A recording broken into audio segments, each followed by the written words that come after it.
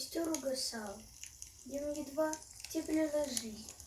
Он чувствовал, что не пройдет и часа, как от него останется горка пепла и ничего больше. Маленькая горка пепла среди огромного дремучего леса.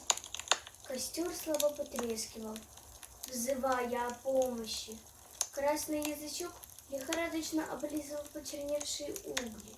И ручей, пробегавший мимо, счел нужным осведомиться: «Вам воды?» Костер зашипел от бессильной злости. Ему не хватало только воды в его положении. Ручей, поняв неуместность своего вопроса, прожурчал какие-то извинения и заспешил прочь. И тогда за гасающим костром склонились кусты. Не говоря ни слова, они протянули ему свои ветки. Костер жадно ухватился за ветки, и произошло чудо. Огонь, который, казалось, совсем не угас, вспыхнул с новой силой. Вот что значит для костра протянутая вовремя ветка помощи. Костер поднялся, опираясь на кусты, встал во весь рост, и оказалось, не такой уж и маленький.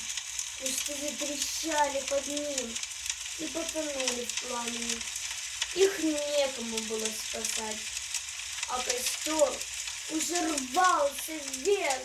Он стал таким высоким и ярким, что даже деревья потянулись к нему. Одни восхищены его красотой, другие просто, чтобы погреть руки.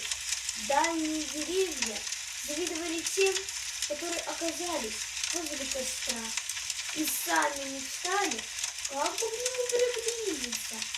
«Костер, костер, наш костер!» — шумели дальние деревья. «Он согревает нас, он озаряет нашу жизнь!» А ближние деревья трещали еще громче. Но нет восхищения, а от того, что костер пожирал их своим пламенем, подминал под себя, чтобы подняться еще выше. Кто из них мог противиться дикой мощи гигантского костра в лесу? Но нашлась все-таки сила, которая погасила костер.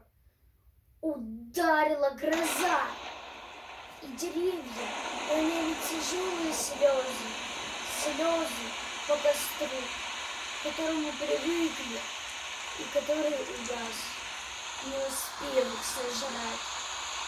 И только позже, гораздо позже, когда высохли слезы, деревья разглядели огромное черное пепелище на том месте, где бушевал костер.